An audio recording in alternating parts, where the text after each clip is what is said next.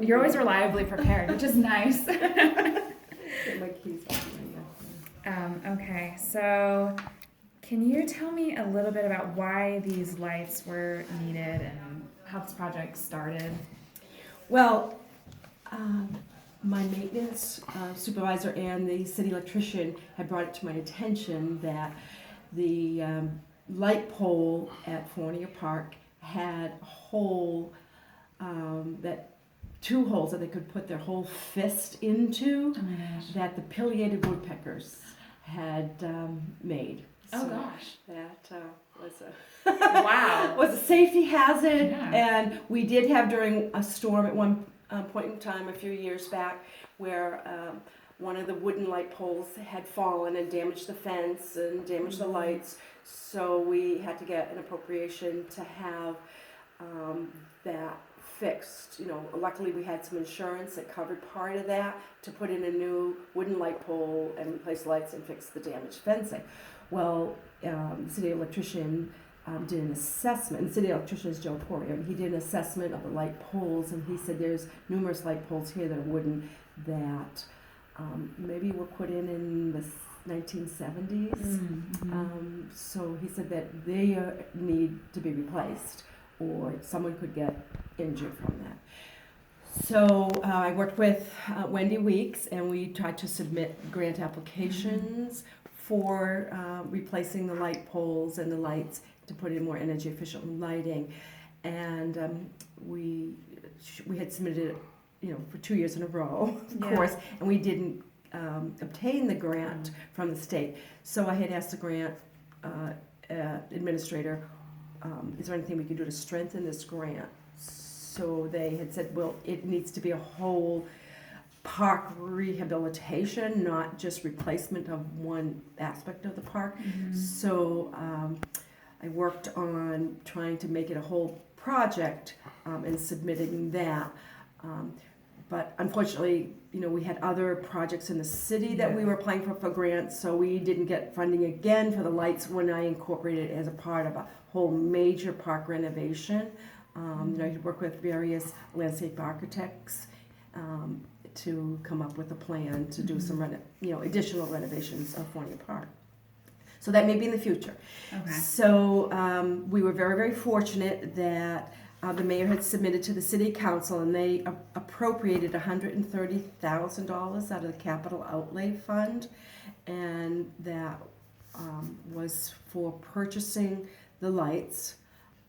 The cost of the lights were $153,875. Okay. So basically $154,000 To purchase the lights. to purchase just the lights. So these are Musco lights, and Musco lighting is the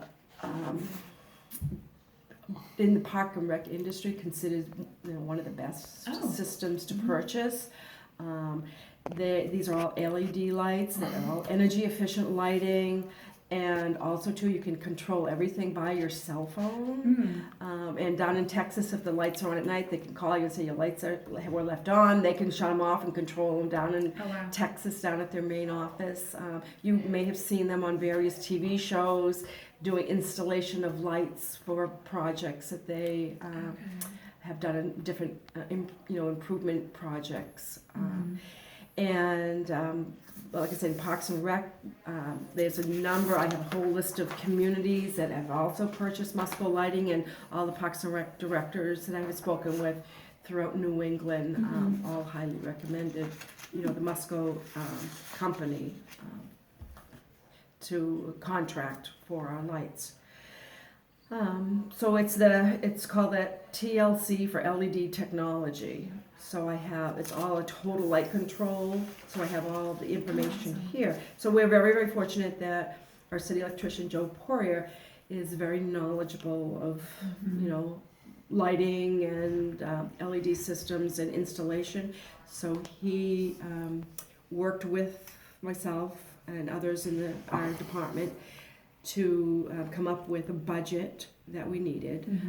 Like I said, the $130,000 didn't cover it. We had carried over some money that we had left from some of our maintenance account for our facilities, so we carried some of that money over.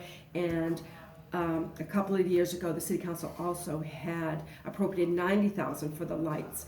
But that was before the new LED system, so with the $90,000 and the additional funds from our regular budget, we combined all those and we asked for upgrading the lights to the LED energy efficient lighting. Okay, so what was the total cost of the project?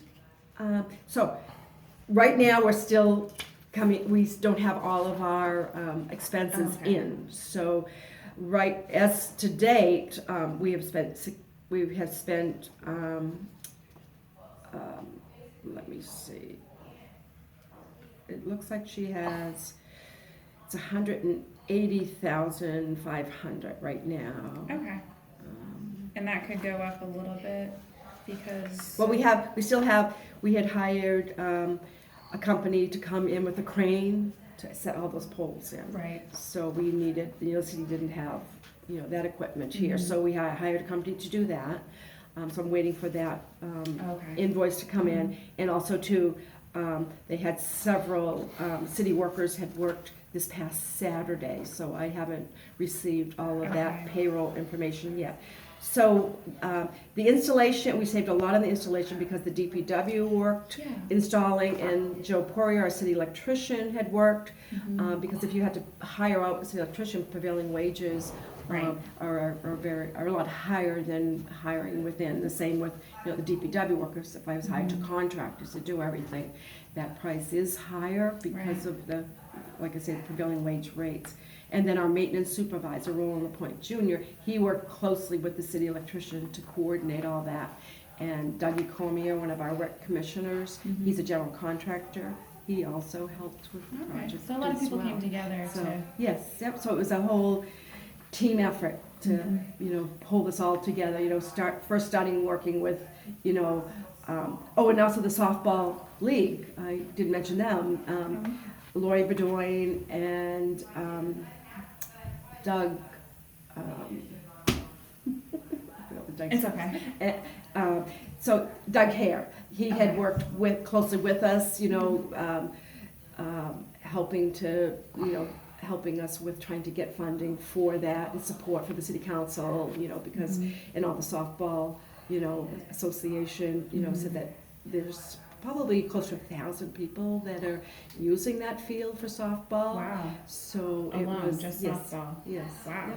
Yeah. Actually, I should have my grant information in front of me because I had more information on that. So if you want to put that on pause a minute, I will run up and get it. So I had started to talk about the Adult Men's Softball Association and their request to have the lighting replaced. Oh, so they requested it. They had requested as well. I mean, it was brought to my attention that they were unsafe, and they had requested that, that the lights be upgraded. Okay. So I guess Doug Hare had stated that the league has been in existence in over 50 years. Oh, wow. And like I had said, the Forney Park fields were constructed in the early 70s. Okay. So, and they were the same lights that originally came with the park. Wow. So they needed to be upgraded. Yeah.